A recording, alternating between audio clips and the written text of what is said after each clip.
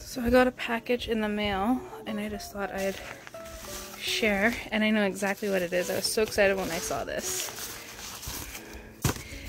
It is Patterns of the Real coloring art based on Robert Jordan's The Wheel of Time series. So yeah, it looks like they have a passage from the book and then a drawing. Is that Bella? It is. She's a great horse. So I just got this package and I'm excited to get it open. Reggie is gonna help, but I have sharp objects here. I need scissors, so you need to watch out. So let's see if we can get that open. Yes. So we have Mark C. Danilewski's The 50-Year Sword, which is really quite cool, as you know, a lot of Mark C. Danilewski's books are. That's cool.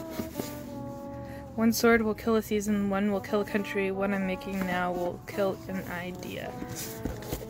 No idea what it's about, but I mean, it's Mark C. Danilewski. And this book I've had my eye on for a while. I did get a used copy, so they're all used. Even this, I think, was used. Yeah. That's in really good condition for being used.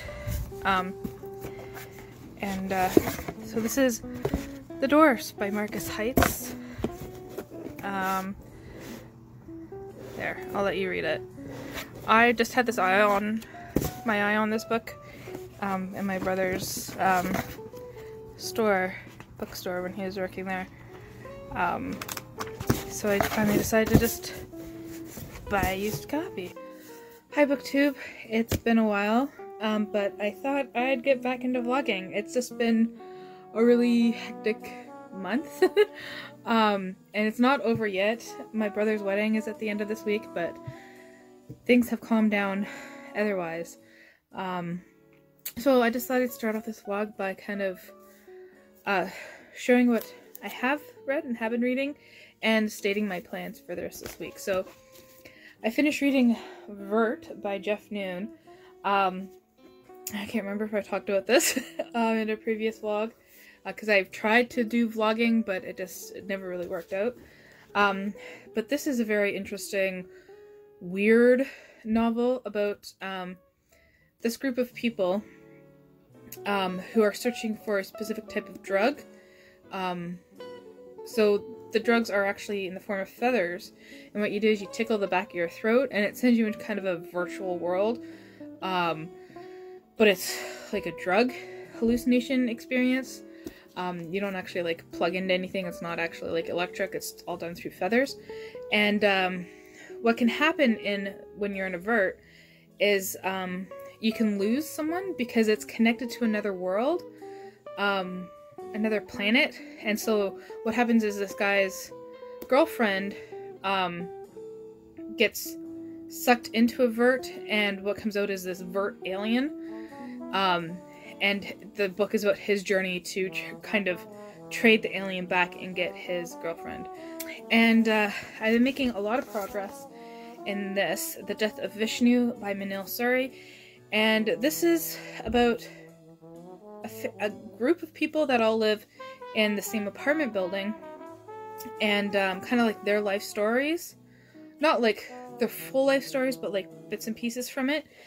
And it's all centering around this man who lives in there on one of the landings, and his death, and he's dying.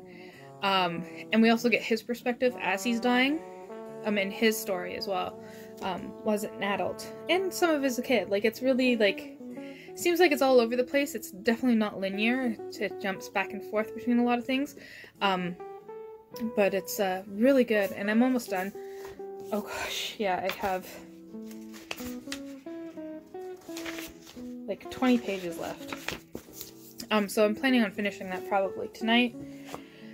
And for the rest of the week, I want to read Blade Runner This is the movie cover tie-in. It's still the Do Androids Dream of Electric Sheep book, as opposed to like the Blade Runner novelization. It's the actual text, because the movie and the book are so different. My brother and I recently watched Blade Runner 2049, so I wanted to pick this up. So this is a reread for me, but I hadn't tabbed it last time I read it because that was a long time ago. I think it was still in high school. So I'm gonna be rereading that. And because I just realized there's only 20 pages left, I forgot I was reading these books. You know, that happens. I put them on a shelf, and I just completely forgot about them. So I've Never Cry Wolf by Farley Mowat. So I don't think I'll finish this because the text is so tiny. And it's a nonfiction, so I find nonfiction takes a little more time to get through. And maybe I might dive into Confessions again, but this week is going to be crazy busy. As I said, my brother's wedding's coming up. Tomorrow I have a bunch of stuff to do for my car. So yeah. And I'm also listening to an audiobook right now. I'm listening to The Final Empire, which is the first book in the Mistborn series by Brandon Sanderson. And it's read by, I believe his first name is Michael Kramer, who did the Wheel of Time. I have the Wheel of Time book here. I'm setting it aside just for now because I'm really busy and I want to concentrate on some shorter books first. He did the Wheel of Time audiobook, so it's nice listening to his voice again.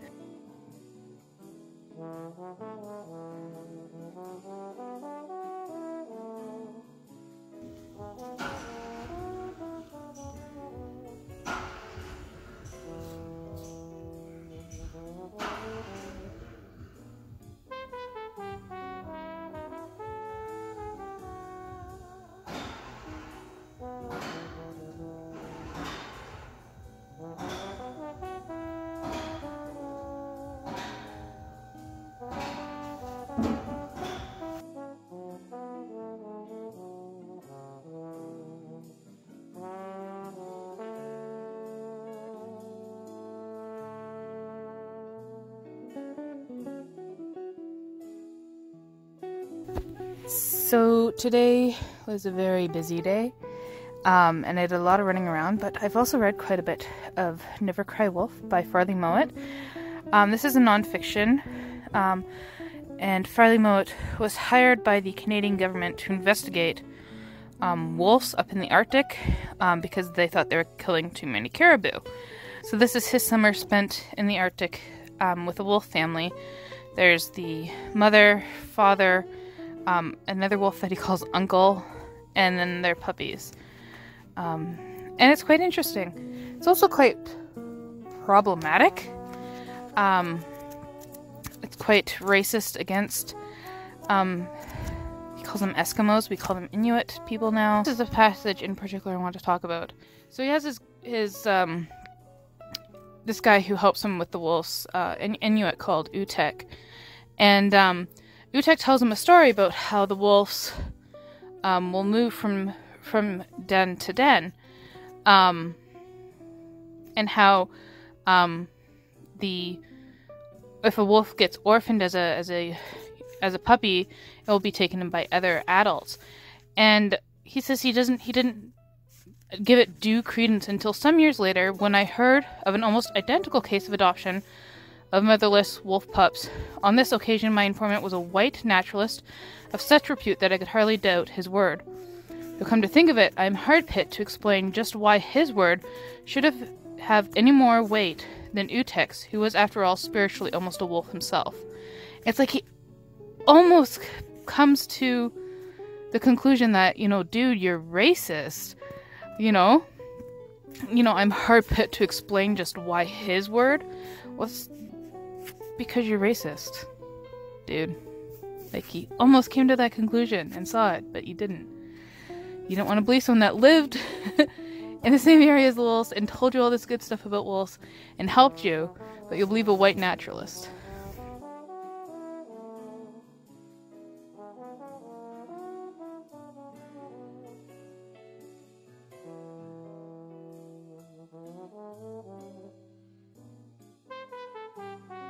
So it's Wednesday, and I've literally only had like 2 hours to myself all day.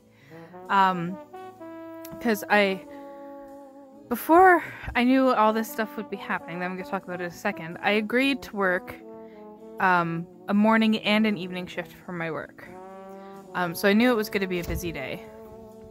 But yesterday, I went to go view an apartment because my brother and I are going to move in together.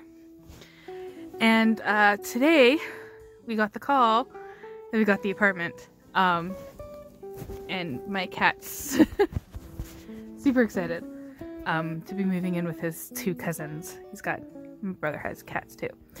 Anyways, so today we had to go and sign all the papers, give them first and last, do all this stuff. And then I had to help my dad with the computer because he got a new computer, which is always fun. And then I had to go to work. And then I went back to my parents' place because my brother's getting married and his fiancée wanted to give me a gift. And I'll show it when it's a beautiful necklace. And it says bonus sister. I was so happy.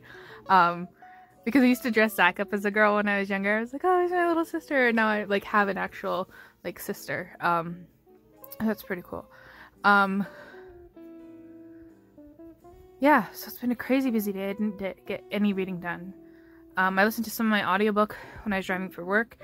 Yeah, and then I only have 25 pages left in this. It's reading a lot faster than I thought it would. So I have about an hour before I have to actually be asleep, so I'm gonna get that read. I'm not gonna start anything new tonight because it's been so crazy. Realize is that manipulating others is something that all people do. In fact, manipulation is at the core of our social interaction. He settled back, raising his jaw. Sure you want to do this? Kelsier smiled. Dachshund sighed. Houses Urbane and Teniart have been hit recently, though not for their atium. Which house is the strongest right now? Kelsier asked, squatting down and undoing the ties on his pack, which rested by Dachshund's feet. Who would no one consider hitting? Dachshund paused. Venture, he finally said.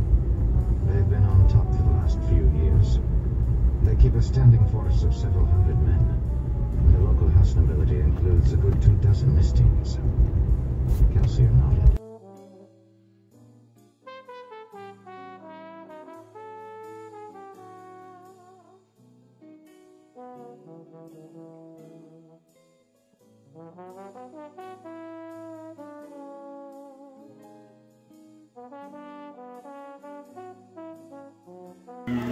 Yeah, do that later.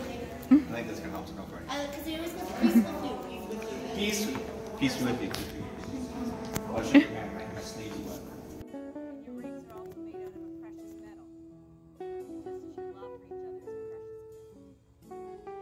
So if you place each other's rings on each other's hands, I ask you to look at them today, I ask you to look at them tonight, tomorrow morning, and every day hereafter.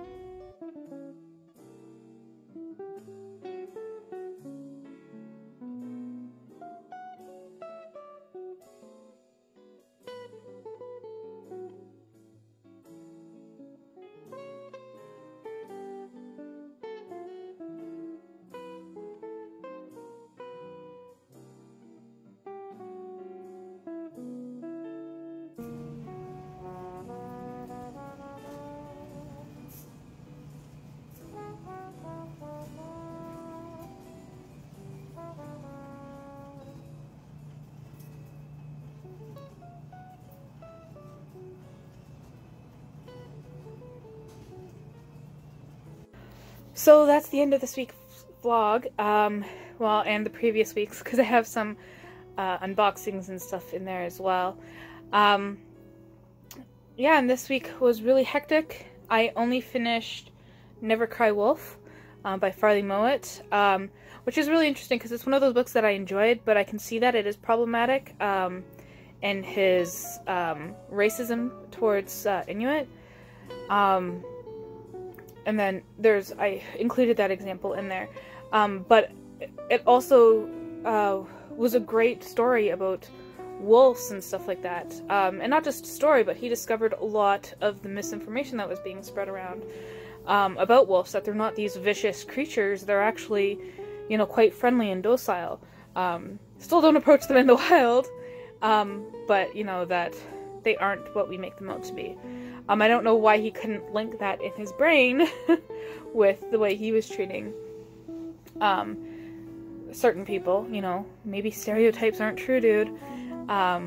He couldn't extrapolate the information to apply that to humans. And I only read one chapter of Do Androids Dream of Electric Sheep by Philip K. Dick. But I have listened to 430 minutes, almost more than that, about 440 minutes of The Final Empire by Brandon Sanderson in my car. So that, yeah, a lot. I've listened to that.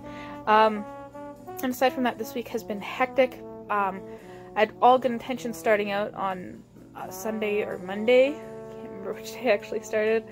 But Tuesday, I kind of did a bit of apartment hunting because I'm going to be moving in with my brother. And I found one for $1,500, 3-bedroom, in kind of the same-ish area. It's the nicer part of this area. And I was just like, this can't be real. And Wednesday, found out we got it. So it was Wednesday, I was working day shift, evening shift, and in between that I had to go and sign the lease for the apartment. And Thursday I was working all day. I had a 2-hour break. It's the life of healthcare. You gotta get those hours where you can get them. And Friday, as soon as I was done working, I had to head up to the hall to help my now sister-in-law decorate for the wedding and go through the rehearsal and all that. Not that I was part of the wedding, I was just there to kind of help and look pretty. And Saturday was the wedding, and Sunday I wasn't doing anything. I was dead. I did laundry and I watched The 10th Kingdom. And yeah, so here's to a new week, and hopefully it won't be as busy, even though I gotta start packing. And this is what my whole apartment looks like. There's not a blank space anywhere, so it's gonna be lots of fun. See you next week.